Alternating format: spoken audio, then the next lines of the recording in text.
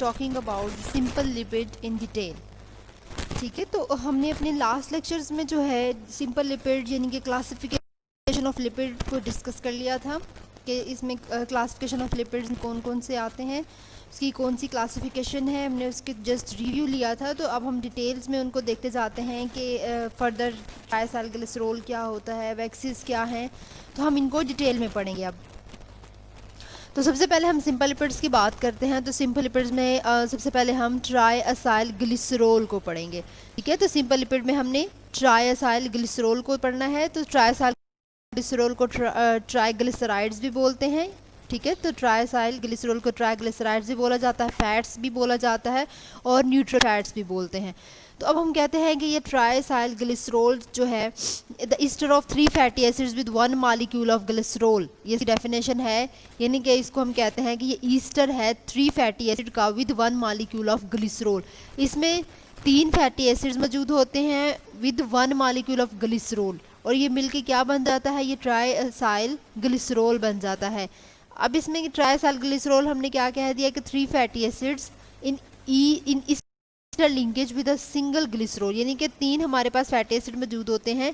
ठीक है, एक ईस्टर लिंकेज होता है किसके साथ, सिंगल ग्लिसरॉल के साथ। अब ईस्टर लिंकेज हम किसको कहते हैं, ईस्टर लिंकेज हम बोलते हैं कि जब अल्कोहल का और कार्बोक्सिलिक एसिड के लिंकेज को, जब अल्कोहल शुगर अल्कोहल या हम कह रहे हैं कार्बोक्सिलिक एसिड आपस में मिलते हैं तो ईस्टर लिंकेज बनता है।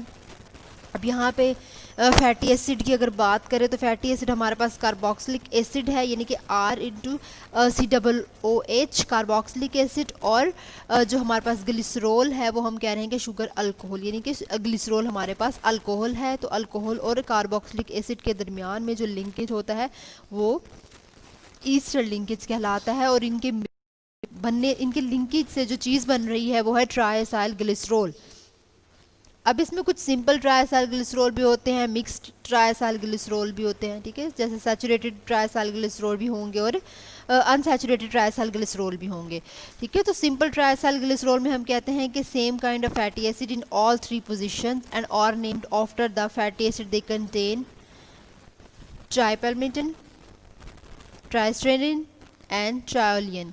तो यहाँ पे ये मैं भी आपको फार्मूले से दोबारा से समझा दूंगी, ये भी हम जस्ट इसको पढ़ लेते हैं कि same kind of fatty acids in all 3 position and are named after the fatty acid they contain. अब इसमें क्या बताया हुआ कि सिंपल ट्राइएसाइल ग्लिसरॉल यानी कि मोनो ट्राइएसाइल ग्लिसरॉल में बाकी सारा जो है फार्मूला सेम होगा, उसकी तीनों पोजीशन हम कह रहे हैं सेम है, बट उसकी जो फर्दर इसका जनरल फार्मूला तो सेम है, लेकिन आगे जो उसकी कार्बन की पोजीशन है वो जो है हम कह रहे हैं 18 है।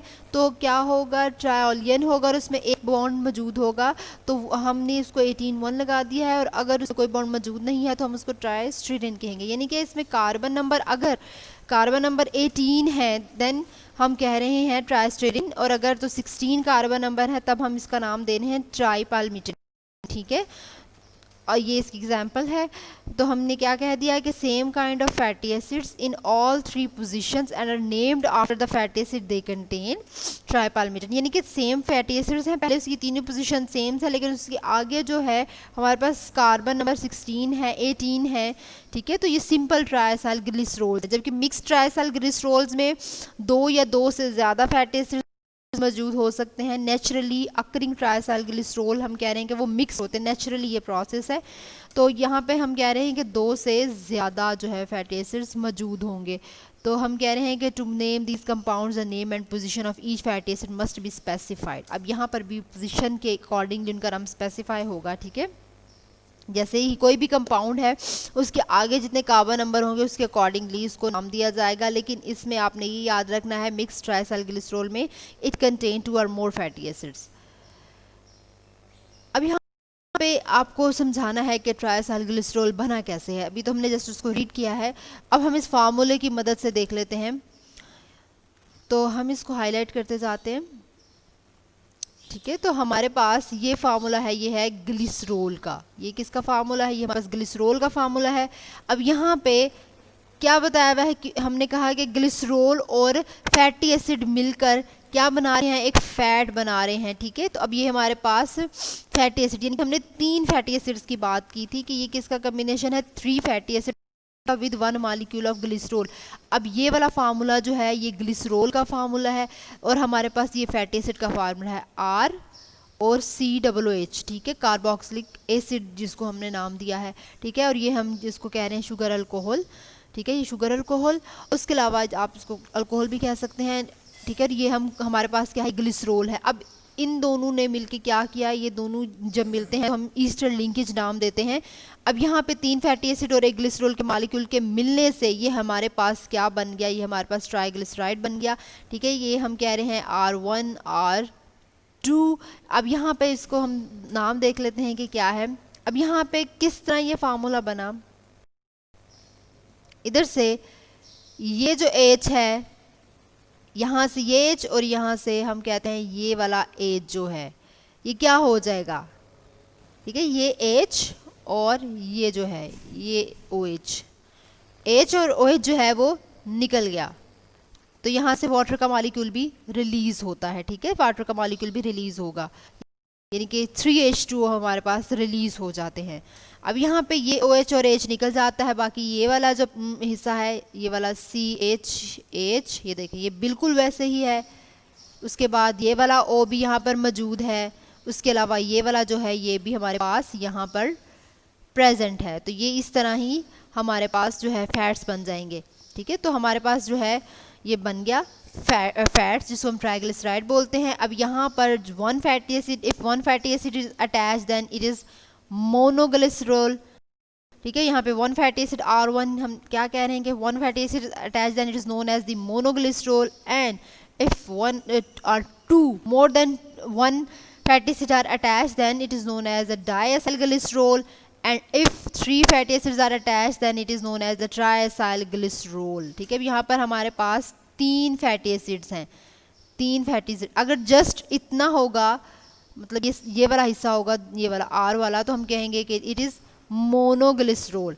लेकिन अगर ये दो होंगे, ये दो क्या बना देंगे, ये बना देंगे डाइएसाइलग्लिसरॉल, और ये तीनों मिलके हमारे पास क्या बना देंगे, ट्राइसाइलग्लिसरॉल। अब ये क्या है हमारे पास, ये हमारे पास मोनो है, ये मोनोग्लिसरॉल है। अब ये वाले दोनों हमारे पास डाइएसाइलग्लिसरॉल, और ये तीनों मिलके हमारे पास ट्राइसाइलग्लिसरॉल बना देते हैं, ट्राइग्लिसराइड या फैट कहते हैं। यानी कि हमने बात की थी कि 3 फैटी एसिड मिलते हैं और एक ग्लिसरॉल का मॉलिक्यूल मिलता है, तो ये अब हमारे पास ग्लिसराइड बन गए। अब हमने जो बात की थी लास्ट में ट्राइस्टरीन और ट्राईपैल्मिटिन की बात की थी, यानी कि मिक्स्ड और सिंपल ट्राइग्लिसराइड की बात की थी। तो यहाँ पे अब आपने ये याद रखना है कि ये बाकी इसका जनरल फार्मूला, ये वाला जो जनरल फार्मूला है ये इसका सेम होगा, लेकिन फर्दर उसमें कार्बन की जो है वो एडिशन हो जाएगी।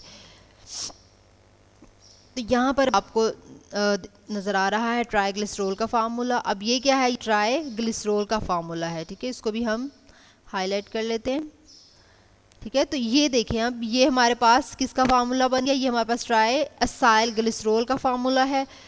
हमने ये देख लिया, ये ग्लिसरॉल का फार्मूला था, इसको मैंने ओपन करके भी आपको दिखा दिया है। अब ये हमारे पास जो है ये क्या है, 1 स्टीराइल 2 लिनोलियल 3 पामेचॉइल ग्लिसरॉल, अब मिक्स्ड ट्राइएसाइलग्लिसरॉल। अब यहाँ पे मिक्स्ड ट्राइएसाइलग्लिसरॉल की एग्जाम्पल है कि हमारे पास मिक्स्ड यानी कि ज़्यादा सी चीज़ें मिलके एक मिक्स्ड ट्राइएसाइलग्लिसरॉल बना रहे हैं, और ये नेचुरली प्रोसेस है। तो यहाँ पे हमारे पास एक तो स्टीरॉयल है, दूसरा हमारे पास लिनोलियल है, उसके बाद हमारे पास थर्ड पे पाल्मिटॉइल ग्लिसरॉल है। इन तीनों ने मिलके एक मिक्स्ड ट्राइएसाइलग्लिसरॉल बना दिया है, ठीक है। तो ये तीनों मिलके, ठीक है, ये तीनों मिलके क्या बना दिया इन्होंने मिक्स्ड ट्राइएसाइलग्लिसरॉल जो है बना दिया। तो ये हमारे पास आपने जब भी इसको मेंशन करना है तो ये जो है ये कार्बन नंबर जो है, ये जो कार्बन नंबर है ये आपने जितने कार्बन नंबर यहाँ पर दिए गए हैं आपने भी उतने ही कार्बन नंबर लिखने हैं। आपने इसको एक और एक्स्ट्रा नहीं बना देना। अगर आप ये और एक्स्ट्रा बना देंगे इसके अलावा तो वो क्या हो जाएगा, वो गलत हो जाएगा, ठीक है। तो ये हमारे पास मिक्स्ड ट्राइएसाइलग्लिसरॉल की एग्जांपल आ जाती है। उसके अलावा ये हमारे पास जो है मोनोग्लिसरॉल की अगर बात करें तो यहाँ पे हम देख लेते हैं कि हम अगर 16 की बात करें तो इस तरह ये उसकी एग्जांपल है, ठीक है। हमने क्या बात की थी, सॉरी यहाँ पे हम देख लेते हैं, ये देखें यहाँ पे हमने क्या बात की थी, ट्राइपाल्मिटिन की और ट्राइस्टेरिन की और ट्रायोलिन की। अब हम ट्राइपाल्मिटिन की एग्जांपल और ट्राइस्टेरिन की एग्जांपल देख लेते हैं, ठीक है। ये देखें, अब ये वाली एग्जांपल हमने क्या बात कर ली है, पाल्मिटीन, ठीक है। तो ये ट्राइपाल्मिटीन, उसके बाद हमने यहाँ पर ये 18 कार्बन भी देख लिया, और हमने ये सेकंड जो है 1 पाल्मिटॉयल 2,3 डायोलियोल ग्लिसरॉल। अब ये हमारे पास क्या है, 1 पाल्मिटॉयल 2,3 डायोलियोल ग्लिसरॉल बन गया है, ठीक है। तो आई होप आपको इसकी समझ आ गई होगी। तो ये जो 2,3,1 जो है, ये इसका नाम according to their carbon number, ये पूरा एक फर्दर प्रोसेस है कि इनको नाम कैसे दिया जाता है, तो वो इसकी डिटेल में हम नहीं जाएंगे। हम जस्ट इसको ऐसे ही याद रखेंगे कि इसका नाम क्या है, ये पाल्मिटॉयल है, ठीक है। उसके अलावा आपने इसको ऐसे ही याद रखना है। इसके बाकी ये जर्नल फार्मूला जो होगा वो आप बिल्कुल वैसे ही देंगे, जनरल फार्मूला आप वैसे ही देंगे, ठीक है। ये जो हमने ट्राइसाइक्लिस्ट्रोल को जनरल फार्मूला ऐसे ही देना है। उसके आगे आपने कार्बन नंबर की जो पोजीशन है वो चेंज कर देनी है कि कार्बन आपने लगा देने हैं 18 लगा देने हैं 16 लगा देने हैं, तो आपको जो है वो फार्मूला मिल जाएगा। अब यहाँ पे कुछ चीज़ें हैं जो आपने याद रखनी है इसके बारे में, कि हम कह रहे हैं कि जो ट्राइसाइक्लिस्ट्रोल है TAG, अब ये जो TAG है ये किसका एब्रीवेशन है, ये ट्राइसाइक्लिस्ट्रोल का एब्रीवेशन है। It forms a separate phase of microscopic oily droplets in the aqueous cytosol serving as depots of metabolic fuel. अब ये आपको जो डायग्राम नज़र आ रही है ये इसका माइक्रोस्कोपिक व्यू है। अब माइक्रोस्कोप के अगर देखें तो ये ऑयली ड्रॉपलेट्स की तरह का नज़र आता है। जैसे हम साइटोसोल की साइटोप्लाज्म की बात करते हैं तो उसमें ये ऑयली ड्रॉपलेट्स, हमें ऑयल की तरह के ड्रॉपलेट्स नज़र आ रहे होते हैं जो कि मेटाबॉलिक फ्यूल के तौर पे काम कर रहे होते हैं। अगर वर्टिब्रेट्स की बात करें तो वर्टिब्रेट्स में कुछ स्पेशलाइज्ड सेल मौजूद होते हैं जिनको हम एडिपोसाइट्स या फैट सेल्स बोलते हैं। ये बहुत ज़्यादा अमाउंट में जो TAG है टैग इसको स्टोर करते हैं, और जो है ये तकरीबन ये पूरा ये सेल, ये एक सेल है और ये तकरीबन सारा सेल इसकी वजह से भरा हुआ हमें नज़र आता है। ये वर्टिब्रेट्स की बात कर रहे हैं हम। उसके अलावा इसके साइज़ जो है 125 माइक्रोमीटर है। उसके अलावा फैट, हमारे अगर सेल्स की बात करें तो फैट जो स्टोर हुई होती है उसे हम कहते हैं कि वो वाइट एडिपोज टिश्यू है या फिर वाइट फैट ड्रॉपलेट्स होती है। उसके बाद हम बात करते हैं कि जो ट्राइसाइक्लिस्ट्रोल्स है वो प्रोवाइड करता है स्टोर्ड एनर्जी और इंसोलेशन। वो इस तरह की जो ट्राइसाइक्लिस्ट्रोल है ना, ये हमारे एडिपोज, हमारे सेल के अंदर जो एडिपोज टिश्यूज होते हैं उनमें मौजूद होती हैं, ठीक है, जो कि हमारे स्टोर का काम करती है, इंसुलेशन का काम कर रही होती है, आपको हीट प्रोवाइड कर रही होती हैं, ठीक है। तो एनिमल्स में ये रिजर्व फ्यूल का भी काम कर रही होती हैं। तो अब यहाँ पे लिख लेते हैं कि ये आप इसका फंक्शन समझ लें। ये इसका एक फंक्शन है कि TAG stored as oils in the seeds of many types of plants providing energy and biosynthetic precursor during seed germination. अब जब सीड की जर्मिनेशन होती है, ठीक है, अगर कोई बीज बन रहा है तो ये उसके लिए एज अ बायोसिंथेटिक प्रिकर्सर काम करती है, कि जैसे आप कह लेंगे, ये हम कह रहे हैं कि एक ऑयल के तौर पे, ठीक है, एक सीड में एक ऑयल के तौर पे, या बहुत सारे हम प्लांट्स की अगर बात करें तो उसमें ऑयल के तौर पे ये एनर्जी प्रोवाइड करती है, या जब सीड की जर्मिनेशन हो रही होती है उस टाइम उसको जो है वो एनर्जी प्रोवाइड कर रही होती है। उसके अलावा एडिपोसाइट और जर्मिनेटिंग जो सीड्स है, adipocytes and germinating seeds contain lipases. अब एडिपोसाइट्स और जो जर्मिनेटिंग सीड्स है उनमें एक एंजाइम मौजूद है लाइपेज जिसका नाम है। अब ये क्या काम करता है, ये हाइड्रोलाइसिस करवा रहा होता है ट्राइसाइक्लिस्ट्रोल की, ठीक है। तो इस एंजाइम की मदद से इसकी क्या हो जाएगी, इसकी हाइड्रोलाइसिस हो जाती है। हाइड्रोलाइसिस हम कहते हैं कि ब्रेक डाउन हो जाती है due to the reaction with water, यानी कि जब हम इसका रिएक्शन करवाएंगे वाटर के साथ तो इसकी हाइड्रोलाइसिस हम कहते हैं ब्रेक डाउन हो जाएगी किसी भी केमिकल कंपाउंड की। जैसे ट्राइसाइक्लिस्ट्रोल का अगर हमने रिएक्शन वाटर के साथ करवाया है तो उसकी ब्रेक डाउन हो जाती है, ठीक है।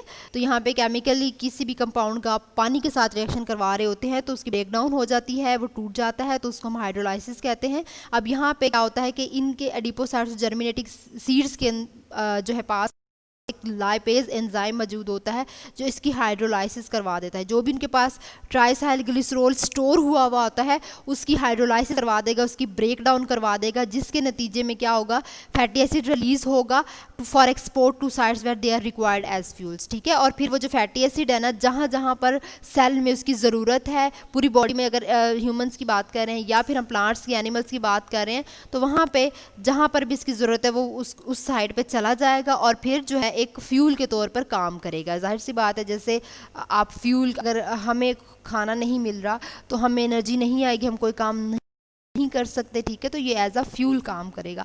उसके अलावा कुछ एनिमल्स में हमने बात की कि ट्राइसाइल ग्लिसरॉल जो है उनकी स्किन के अंदर जो है, अंडर द स्किन जो है मौजूद होता है, और वो सिर्फ उनको एनर्जी प्रोवाइड नहीं करता, उनको इंसुलेशन भी प्रोवाइड करता है उनके लो टेम्परेचर पे। जब टेम्परेचर बहुत ज़्यादा लो हो जाता है, जब टेम्परेचर क्या हो जाता है, बहुत ज़्यादा लो हो जाएगा, तो फिर वो क्या प्रोवाइड करेगा, वो उसको एनर्जी प्रोवाइड करता है। ठीक है, उसके बाद हम कहते हैं यानी कि हमने ये बात कर ली एनिमल्स में कि ये इंसुलेशन का काम भी करता है, यानी कि उसको कवरिंग के तौर पे उसकी हेल्प कर रहा होता है, जिसको महफूज करता है। ठीक है, एनिमल को जब भी लो टेम्परेचर होता है।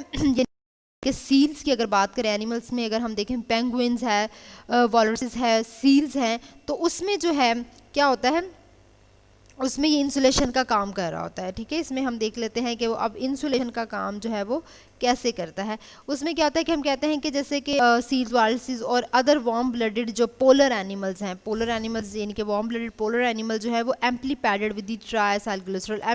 एम्पली पैडेड हम कहते हैं कवरिंग को, यानी कि इनको ये जो सील्स और पेंगुइन्स वगैरह हैं, इनको पूरी तरह से ट्राइसाइल ग्लिसरॉल जो है उसने कवर किया होता है। ठीक है, वॉलरसेस जो होते हैं ना, ये बिल्कुल आप कह सकते हैं ये जैसे दरियाई घोड़ा होता है, वो उसको हम बोलते हैं वॉलरसेस। ठीक है, दरियाई घोड़ा मोस्टली। ठीक है, ड्राई घोड़ा को हम बोलते हैं। उसके अलावा सील्स और पेंगुइन्स आपको पता ही है। तो उसके अलावा हम कहते हैं कि ये amply padded with the triacyl glycerol, so इनको कवर किया होता है, इनको पूरा जो है ट्राइसाइल ग्लिसरॉल ने कवर किया होता है। इसकी वजह से जैसे लो टेम्परेचर होता है वहाँ पर, तो इसलिए वहाँ पर ये कवरिंग काम करते हैं। अब यहाँ पे हाइबरनेटिंग एनिमल्स की अगर बात करें, जैसे कि बियर होते हैं, वो हाइबरनेशन जो है, ये प्रोसेस एक बायोलॉजी में आपने पढ़ा होगा, हाइबरनेशन का प्रोसेस कि वो जब बहुत ज़्यादा टेम्परेचर बहुत ज़्यादा कम हो जाता है टेम्परेचर, तो उस टाइम वो अपने आप को हाइबरनेट कर लेते हैं। ठीक है, और फिर जब मौसम सही होता है, फिर वो दोबारा से अपनी नॉर्मल रूटीन में आ जाते हैं, उसको हम हाइबरनेशन बोलते हैं। तो हाइबरनेटिंग एनिमल्स में जैसे बियर्स है, तो उसमें ह्यूज फैट रिजर्व जो है accumulated before hibernation serve the dual purposes of insulation and energy storage. अब इसमें क्या करते हैं कि ये जो ह्यूज फैट्स रिजर्व्स, यानी कि जब वो हाइबरनेशन में जाने से पहले ही अपने अंदर बहुत ज़्यादा जो फैट्स हैं उसकी मिकदार को स्टोर कर लेते हैं। फिर जब वो हाइबरनेशन की कंडीशन में चले जाते हैं तो फिर क्या करते हैं कि वो दोनों पर्पसेस का काम करते हैं, इंसुलेशन का काम भी कर रहे होते हैं, उसके अलावा एनर्जी का काम भी कर रहे होते हैं। जाहिर सी बात है, जिंदा तो वो हैं। ये हाइबरनेशन का प्रोसेस एनिमल्स में होता है, ह्यूमंस में नहीं होता। ठीक है, तो वो हाइबरनेशन बिल्कुल सुस्त हो जाते हैं। ठीक है, सुस्त हो जाते हैं, वो हिलते नहीं है कि जगह पर पड़े रहते हैं, हिलते जुलते नहीं है, तो वहाँ पर इंसुलेशन का काम करते हैं। तो जाहिर सी बात है, एक जिंदा चीज़ को एनर्जी की भी ज़रूरत होगी। ठीक है, तो वो फीलिंग्स तो उसमें हैं भी, इसको एनर्जी की ज़रूरत है, उसको सर्दी भी लगेगी, तो वो इंसुलेशन का काम भी करेगा और उसके एनर्जी स्टोरेज का काम भी करेगा। अब यहाँ पे, अब इसमें ये आप इसको हेडिंग दे सकते हैं कि हाइड्रोजनेशन ऑफ ट्राइसाइल ग्लिसरॉल। ठीक है, इससे पहले हम ये कुछ चीज़ें और देख लेते हैं कि वेजिटेबल ऑयल, जैसे कि आप कॉर्न की बात करते हैं, ऑलिव ऑयल की बात करते हैं, वेजिटेबल ऑयल्स है, मेज़ और ऑलिव ऑयल। ये हम कह रहे हैं कंपोजिशन क्या है, are compose largely of TAG with unsaturated fatty acids and are liquid at the room temperature. ठीक है, तो अब अगर वेजिटेबल ऑयल्स की बात करें तो इसमें हम कह रहे हैं कि ये अनसैचुरेटेड फैटी एसिड्स होते हैं और ये लिक्विड होते हैं रूम टेम्परेचर पे। अब यहाँ पे इंडस्ट्रियली ये कन्वर्ट हो जाते हैं, इंडस्ट्रियली अगर हम देखें तो ये कन्वर्ट हो जाते हैं into solid fats by catalytic hydrogenation. अब ये जो ऑयल्स हैं ये कन्वर्ट हो जाएंगे किसमें, सॉलिड फैट्स में। किसकी मदद से, हाइड्रोजनेशन की मदद से, which reduces some of the double bonds to single bonds and convert others to trans double bonds. अब हाइड्रोजनेशन हम किसको कहते हैं, हाइड्रोजनेशन हम कहते हैं कि डबल बॉन्ड जो है वो कन्वर्ट हो जाता है सिंगल बॉन्ड में। ठीक है। तो डबल बॉन्ड कन्वर्ट हो जाता है किसमें, इनटू दी सिंगल बॉन्ड। तो यहाँ पर अनसैचुरेटेड फैटी एसिड्स होते हैं यानी कि ऑयल वगैरह जो है वो कन्वर्ट हो जाते हैं सॉलिड फैट्स में, किस प्रोसेस से, हाइड्रोजनेशन के प्रोसेस से, जिसकी मदद से उसका डबल बॉन्ड जो है वो सिंगल बॉन्ड में कन्वर्ट हो जाता है। ठीक है। उसके अलावा हाइड्रोजनेशन और ट्राइसाइलग्लिसरॉल में हम देखते हैं कि ऑयल जो है वो can be partially hydrogenated to fats. ठीक है। ऑयल जो है वो हाइड्रोजनेटेड टू फैट्स हो गए हैं, या हम कह रहे हैं ऑयल जो है कन्वर्ट हो जाते हैं into the solid fats, oil जो है वो फैट्स में कन्वर्ट हो गए हैं। ठीक है। उसके अलावा हमने देखा कि partial hydrogenation isomerized some of the cis double bond to trans double bond. Isomerize हमने कह दिया ब्रेक डाउन हो रही है, या फिर हम कह देते हैं आइसोमराइज में कन्वर्जन हो रही है कि एक चीज़ जो है वो दूसरी चीज़ में कन्वर्ट हो जाती है। आइसोमराइज हम बोलते हैं कन्वर्जन को। ठीक है। कि एक चीज़ जो है वो दूसरी चीज़ में चेंज हो गई है, जैसे कि glucose convert into the fructose. तो partial hydrogenation isomerize some of the cis double bonds to the trans double bonds.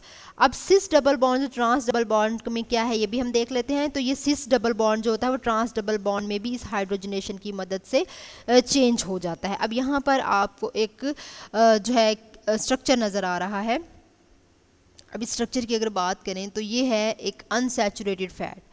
अब अनसैचुरेटेड फैट में, ठीक है, हम कह रहे हैं कि यहाँ पर आपको बॉन्ड नज़र आ रहा है, यहाँ पर बॉन्ड मौजूद है। ठीक है। तो अनसैचुरेटेड फैटी एसिड में हम कह रहे हैं कि यहाँ पर क्या है, बॉन्ड मौजूद है। लेकिन उसके बाद आपको सेकंड में जो है क्या नज़र आ रहा है, सेकंड में देखें यहाँ पर इसकी पोजीशन भी चेंज है।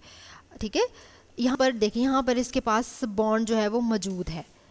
यहाँ पर एटलीस्ट हम कह रहे हैं वन बॉन्ड मौजूद है। अनसैचुरेटेड में हमने कहा था बॉन्ड जो है वो मौजूद होता है, लेकिन जो है सैचुरेटेड में हम कह रहे हैं कि बॉन्ड जो है वो मौजूद नहीं है। यहाँ पर अब देखें, यहाँ पर बॉन्ड मौजूद था, लेकिन यहाँ पर देखें ये बिल्कुल जो है वो सीधी हो गई है लाइन, यहाँ पर बॉन्ड मौजूद नहीं है। तो इसकी मदद से, हाइड्रोजनेशन की मदद से जो अनसैचुरेटेड फैट है वो कन्वर्ट हो जाता है किसमें, एक सैचुरेटेड फैट में।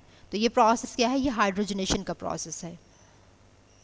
उसके अलावा ये जो ट्रांस है, trans fats have been associated with increase risk of cardiovascular disease. अब ये जाहिर सी बात है, ट्रांस की अगर बात करें तो ट्रांस की मदद से, क्योंकि जब सिस एक डबल बॉन्ड की पोजीशन है वो चेंज हो जाएगी। ठीक है। सिस डबल बॉन्ड की पोजीशन कोई और होती है, जबकि ट्रांस डबल बॉन्ड की जो पोजीशन है वो कोई और होती है।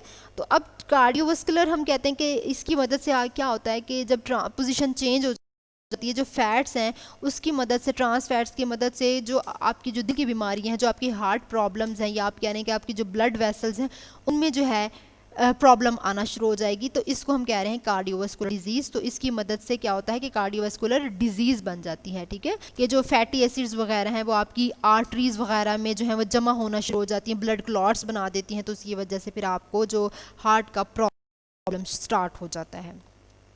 ठीक है। तो ये सारा कुछ फैटी एसिड्स की वजह से हो रहा है कि, और फैटी एसिड क्या है कि जब हाइड्रोजनेशन किसके प्रोसेस की मदद से, ये हाइड्रोजनेशन के प्रोसेस की मदद से कार्डियोवास्कुलर डिजीज़ होती है। तो अब यहाँ पर हम देख लेते हैं सिस और ट्रांस डबल बॉन्ड में क्या फ़र्क है। अब सिस और ट्रांस में, ये मैंने आपको पहले भी बताया था, अब सिस और ट्रांस को दोबारा से एकदम देख लेते हैं कि हमने कहा था कि जो एच है वो हमने कहा था ये थोड़ा सा इस तरह मूव कर जाता है। ठीक है ना। यही मैंने आपको लास्ट लेक्चर में बताया था ना कि एक अगर पोजीशन है तो वो थोड़ी सी इस तरह मूव कर जाती है, तो वो ट्रांस बन जाता है। अब यहाँ पे हम देख लेते हैं सिस में। ठीक है। ये मैंने आपको समझाने के लिए सिस 1,4 पोली आइसोप्रीन की एग्जांपल रखी है। अब यहाँ पे जो है क्या है, सिस हम कह रहे हैं कि क्या होता है सिस में कि दो ग्रुप्स अटैच हो रहे हैं एक डबल बॉन्ड के साथ। ये डबल बॉन्ड हमारे पास मौजूद है।